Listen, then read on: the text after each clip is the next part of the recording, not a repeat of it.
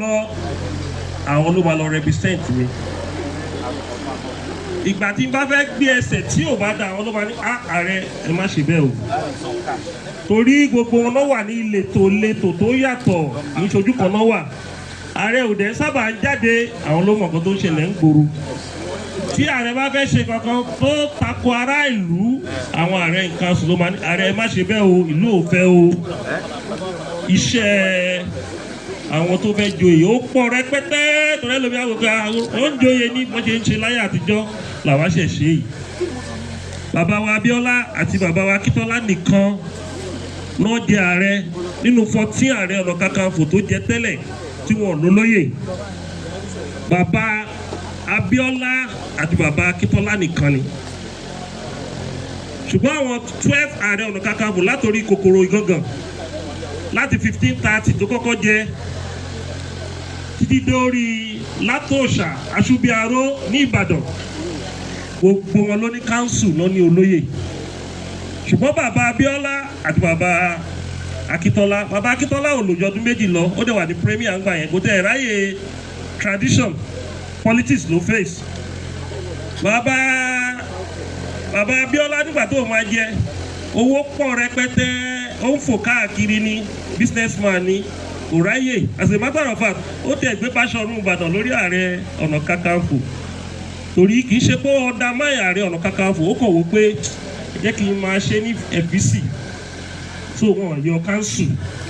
Ṣùgbọ́n bàtẹ́bí máa jẹ oyè yìí tí mo wà nípèbí àwọn àgbààgbà Ọ̀yọ́ sọ fún mi pé àwọn ò fẹ́ kó lóyè yìí ceremonial o bí àwọn bàbá wa ṣe ń ṣe òní kò ṣe ṣe o kò ní òwà entitled sí oyè o wọ́n máa jẹ́ olùrànlọ́wọ́ ẹ kì í ṣe gbogbo ibi tó bá ti invite ààrẹ lọ sí ni ààrẹ máa ń lọ o tí ààrẹ bá ti mọ̀ pé òun ò lè lọ síbì kan àwọn olóyè ló máa ń rán lọ. Ó dẹ̀ nírú ọ̀rọ̀ tí ààrẹ máa ń sọ ìgbà míì wà àwọn olóyè ló yẹ kó response irú ọ̀rọ̀ yẹn. Màá fún yín ní good example. Ọba kan nílẹ̀ Yorùbá ó sọ ọ̀rọ̀ kan ó fẹ́ undermine office of Ààrẹ Ọ̀nàkakanfò. Ó ní olóyè làárẹ̀ kì í jọba. Nígbà tá a máa dá lóhùn òsì Ààrẹ Ọ̀nàkakanfò ló dá lóhùn. Òsì Ààrẹ Ọ̀nàkakanfò sọ pé bó ṣe rò pé ó tóbi tó lọ́ba ìgbà tí wọ́n ṣẹ̀lú Ẹdó ọdún yẹn gan ní kòkòrò gangan kọ́kọ́ jẹ ààrẹ kó lè wo bí oyè ẹ ṣe lágbára tó. Pété ẹgbẹ́ láyé àtijọ́ ló sọrú eléyìí ni within 24 hours ààrẹ á jẹ ìlú ẹ̀rùn. Nígbà tó gbọ́ àwọn èsì ó pọ̀ parágráfù tí ò sí Ààrẹ Ọ̀nàkakanfò fi dá lóhùn afẹ́ ẹ̀gbọ́n 30 nígbà tó gbọ́ èsì oyè adákẹ́ jẹ́. Àìkọ́ àwọn ọmọ wa nítàn kò jẹ́ kí ọ̀pọ̀lọpọ̀ mọ̀ bí oyè ṣe lágbára tó ṣùgbọ́n lásìkò tèmi o bí ìjọba bá kọ ìtàn bí ò bá kọ ìtàn èmi yóò kọ tèmi.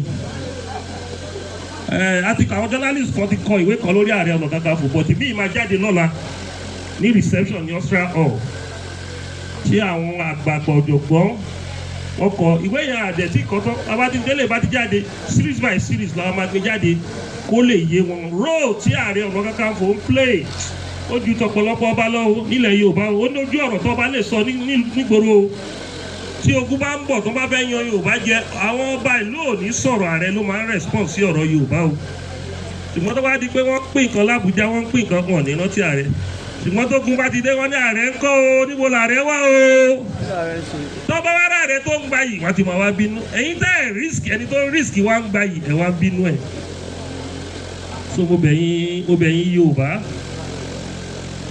ẹ jẹ́ ká ṣe wọ́n ṣe ń ṣe kó lè rí bó ṣe ń rí ọ̀pọ̀lọpọ̀ àwọn tó máa joyè ń sìn ọ̀jọ̀gbọ́n ni wọ́n àrí ọkọ àtìyàwó tó wá láti Luxembourg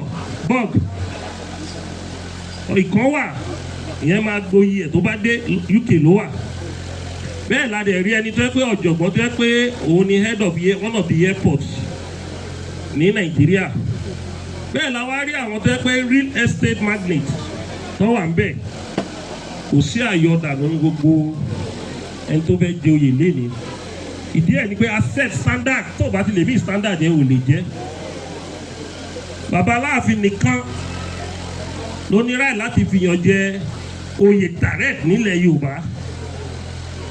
Wọ́n bá máa fìyàn joyè wọ́n lè sọ pé Máyégún of Yorùbá land, ṣùgbọ́n tèmi Ààrẹ kún kò dàbí ti bàbá Aláàfin.